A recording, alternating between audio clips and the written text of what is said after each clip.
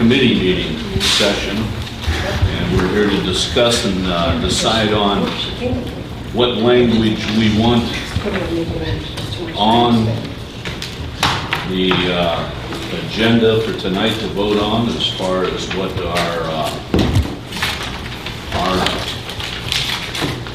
plan on the fiscal plan. Just a couple of comments I'd like to make is it looks to me like we're down to about one thing. I did make up a sheet of a few things that we talked about, you know, as far as the senior citizens, the health departments, and fees on the admission fees, franchise fees, any of those types of fees. On that, I personally would not, I really don't want to put a lot of numbers on that, but I would like to add it to our plan. And I'm going to ask Mary Beth if you just make us 9 copies of that, and then we can look at that along with this. This doesn't change our numbers, any at all right now. What it would do is to give us some stuff to study, and if we would implement any of them, it would change our numbers in the plan down the road a little bit. So as soon as we get that, we'll start. Notice that, Ed, you put 1.95% on the ordinance that deals with the income tax credit. Like I said, the only 2 things that I see that we really have to deal with is number 1A. That's where we had 1.9% from the mayor, and we're contemplating either 1.95 or 2%, with the tax credit capped at 1.8. That was the way we intended that.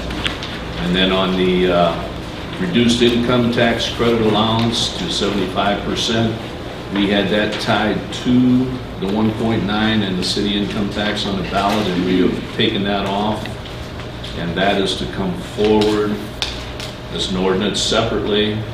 And what would happen is if we would pass the income tax in the fall, the tax credit on January 1st of next year, the income tax would be on and the tax credit would be off. So that's where it stands. Anybody has any comments? Start about the... Well, if it would take longer than November to pass it, it's the tax credit reduction stays in effect until we do pass it, or until we find another substitute source of revenue. We just do that. But for the sake of the plan, I think we want to leave it. Right, it stays there. Yes, yeah. But if the income tax would pass, then both things would take place. Right. If you passed it. The only thing I would say, if we get into next year, if it doesn't pass at the end of the year, then we're going to have to redo the plan anyhow. Look at other things.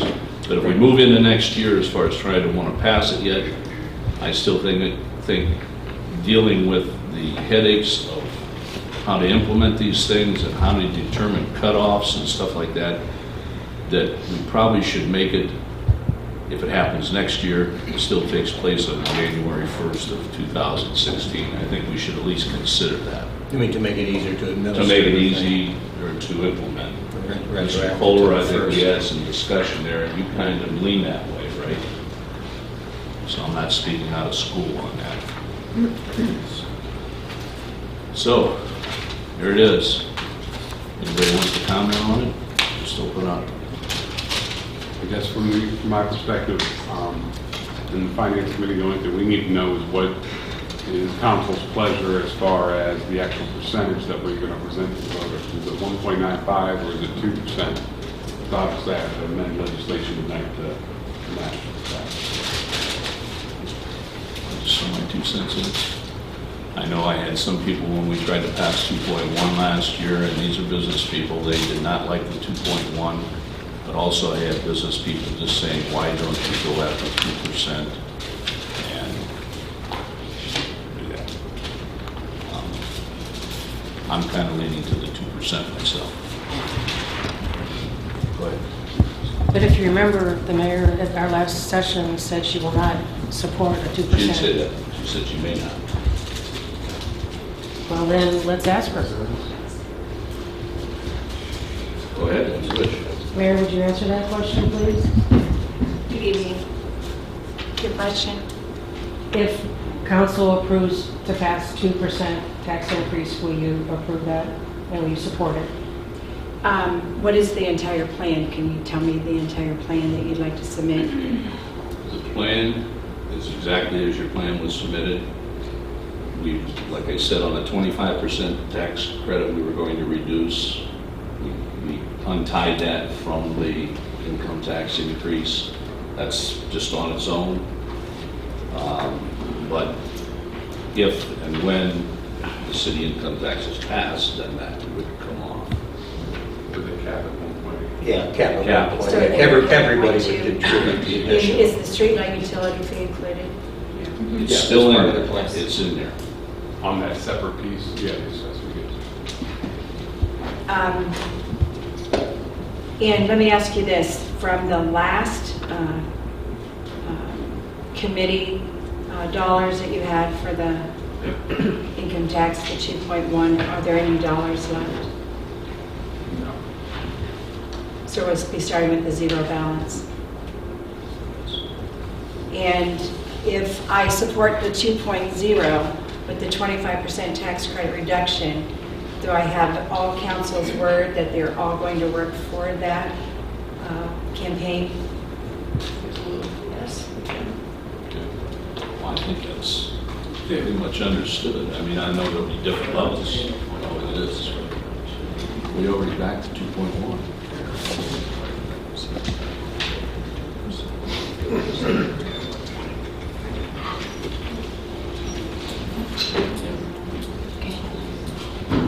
We will support that. Excuse me, Mayor, before you leave, are we also adding on there the wording that we had on the last ballot, that the people working outside the city would be frozen at 1.8? Right. Yes. Okay, that will be, That's part of the plan. so they will be paying, Everybody would pay an additional .2. I don't remember seeing that, Right. right? That's where I want to be sure. That's the intent. Now, it's going to be difficult to pass, so we all need to know that going out. But as long as that 25% stays in place until something passes, then I will get behind that. And that is the big difference coming from our side. That is the big difference. Plus, we want to look at it a little more. I mean, you have the numbers on the revenue. If we could pass that, that would generate $1,680,000 per year if we could pass that. That takes care of everything that we're looking at in the plan already. So we would be getting some immediate revenue. If you get it passed in time, it would start July 1st, and it would supply about $275,000 by the end of the year, and generate about $275,000 by the end of the year if the $550,000 annually is right. If you're willing to do that plan tonight, are you willing to pass all the legislation that goes along with it tonight? Well, that, we have different committees on that, so I'll let them speak for that. Mayor, my only hesitation to that is the ordinances I have sitting before me are not concretely written. Does that make sense? And I am hesitant to pass them, not because I don't have good intentions, but I want to make sure we have them buttoned up perfectly before we pass. So you look at maybe May 5th meeting? Yes, give them first reading, allowing us 2 weeks to really button them up cleanly, and then we can go forward with it. Sarita? Just my preference on this would be, I would like to take care of that tax credit as soon as possible. So we know we're in for something, and we're starting to move, right? So we can get it in place for the 1st of July. I prefer to take care of that first. So if it's just one more meeting, I don't have a problem with that. Because even that language is written kind of funny that I'm not really certain on, and I don't want us to pass and then have to come back. So we planned on trying to clean it up as much as we could tonight, give a first reading, let me meet with the law director, make sure we have it squared away for the May 5th meeting. The same way with the street lighting, first reading tonight. Okay, great. And we'll put some of that language in the plan tonight, you know, for the pass, and still it'll be, what we pass will be We should what is maybe moving think about forward. putting our intentions to try to get passed, by the second meeting in May, so they know. Well, May 5th would be the first Yeah, meeting. first meeting, so the Finance Committee knows that we're really pushing it with their plan. Well, we have all the language and everything from before. It shouldn't be a matter of putting it together and reading it, make sure how it reads the way we want it to. If that's all, then my intention is when we get to the part for the plan that's under community development, is we will substitute that 2% for the 1A, where it says 1%, 0.1% raise to 1.9. We'll change that to 0.2% raise to 2%. And then in the language itself, we put the language about the cap at 1.8. We do that right. Didn't we have that in that language before? We did. So we'll put it in that language. It was in the, previously in the income tax reduction language, it had some part of it that stated that this would be, this would terminate if such and such income tax was passed or something. Yeah. And one other thing, like that thing that I had Mary Beth pass out, I would just like to attach that for nothing more than future consideration when we start getting into these things, and we can use that to add to. If we get some more coming up or some of these things, when you start talking about them, they can go in a lot of different ways on some of these fees and stuff. So, some things might appear to us that we didn't see before. There's already a question on the visual or digital provider service. One of the companies that does business in town, we'll make sure they're paying theirs. So essentially you're saying this would be like an appendix, it's not actually part of the plan, this is just us saying, look, these are other ideas that we have, that if an income tax doesn't pass, we have some other areas we're looking into. Well, I want to look at them right away though. We'll have some numbers like ready. some of them we can give them to the tax director and we can start breaking the numbers down. The Red Center, the way we're going, the way everybody's talking, that we're trying to consolidate, that might be a hard thing to even consider, but at least we could look at it and just say, do we want to mess with this, or just forget that for any future discussion. The only thing I'd like to add, Paul, is look at the plan under 1D, which says sell, lease, or trade non-essential city assets. I almost think that like the health department could technically fall under that because that falls under leasing and it would be taking a look at all of our property for possible restructure. So some of these I think kind of are covered in the ongoing reviewing things because I think all of us know that this is an ongoing process. Once we vote on this, whether it's today or May 5th, we're always going to be reviewing it and that commission's going to be in here once a year making sure our plan's up to par. So I don't think anything's off the table, I guess, is the point I'm trying to make. I just get a little nervous with that wording versus the wording here because I go back to my comment last week. I get scared that people are right away going to see entertainment tax and movie tax and all that, and they're right away going to say, oh my gosh, they're going to look at all this, but yet expect me to vote in November. I'm already going to pay the 25% if I work outside the city. I just don't want to shoot us in the foot, that's all. And I think we're going to look at all that anyway as time goes on. We're going to be looking at every avenue down the road, whether we look at it tomorrow, whether we look at it 2 months from now. There are some people besides myself that would like to see it added, and I don't see what it hurts. If it's an addendum, just like you said. But it doesn't matter to me, we can start bringing it out at any time. But I mean, I just, as we start digging into these things, you start seeing maybe the potential out there for where they can go. I have to kind of agree with Michelle a little bit. I mean, I think these are all things that are ongoing. And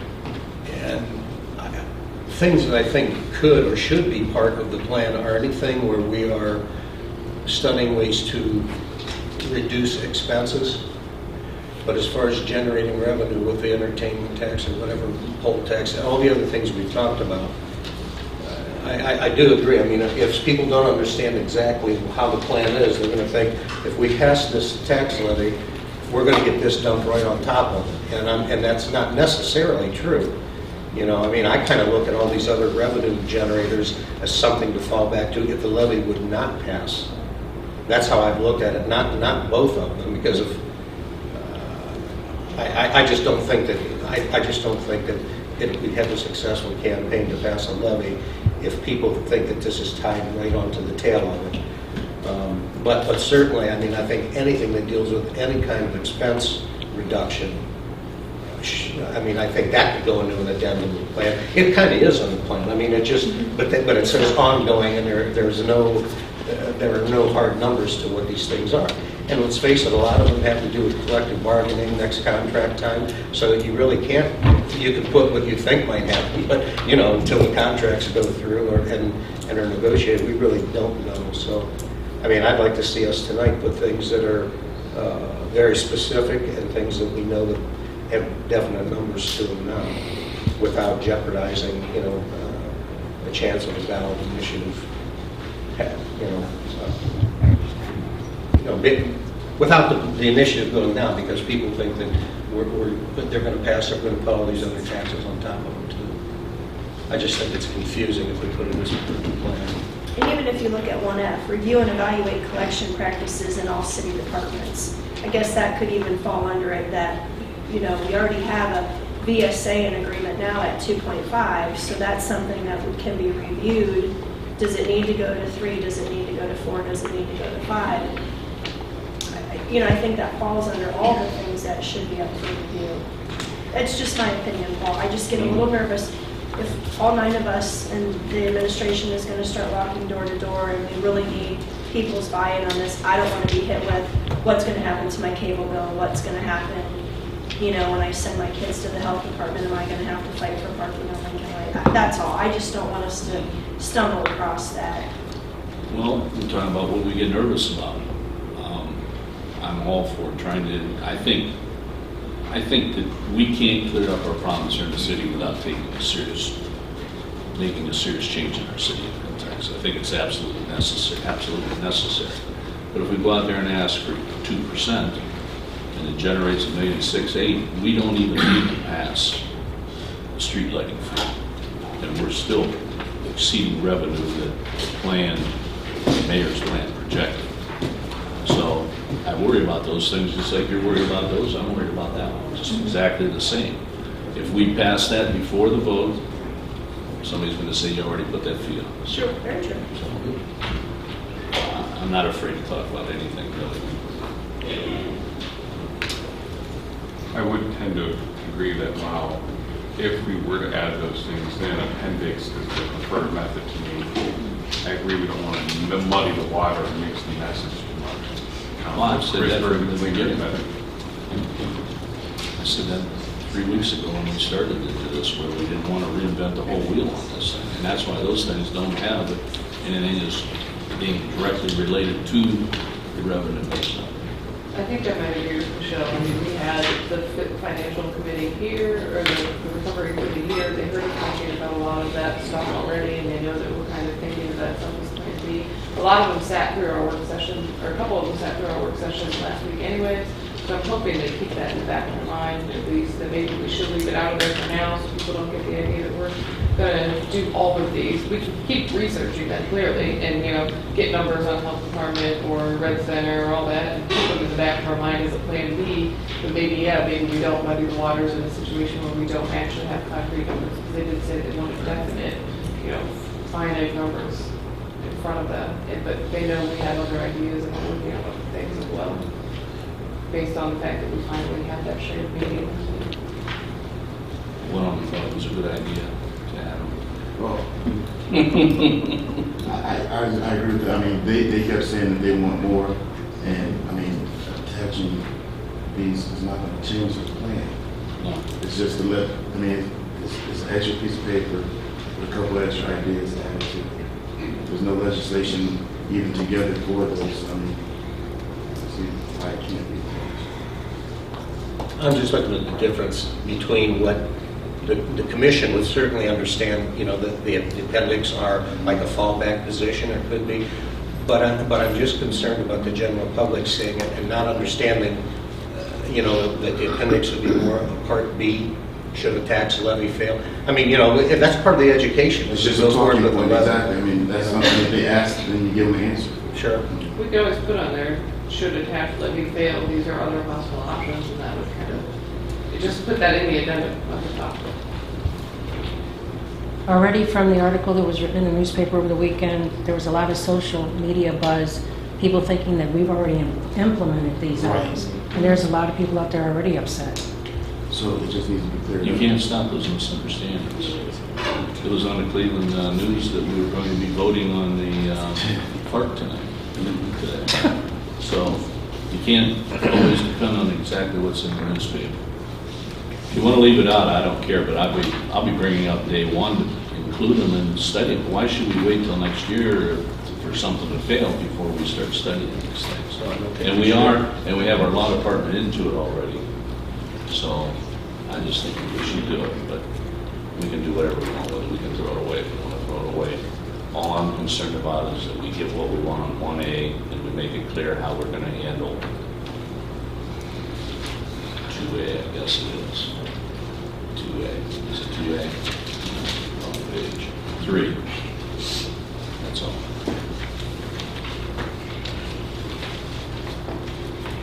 So we're going to put this in the den or leave it off? I really don't care. I can't see being afraid to talk about stuff.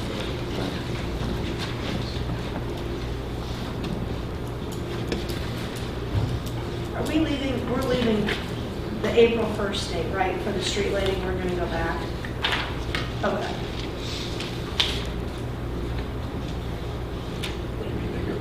Retro, yeah, retro.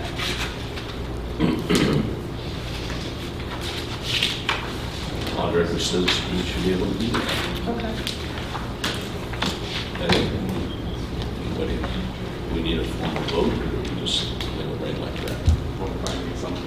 I think we're all in agreement 2%, 1.8 cap, 25% unless until the income tax passes, $25 a year street lighting assessment, with 10% of those monies going towards the essentially capital improvements related to street lighting, and then all the other pieces that we've discussed.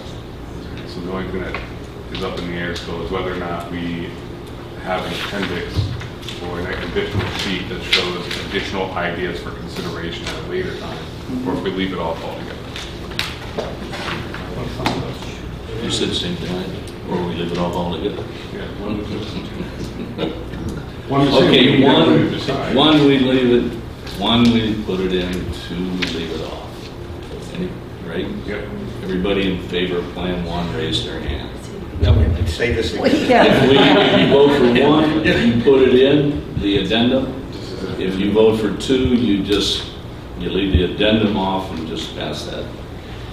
As it already is there, with 1A, the only change would be 1A if you do it that way. But the wording, though, if you put it in the addendum, has to be that these are, fallback positions or additions,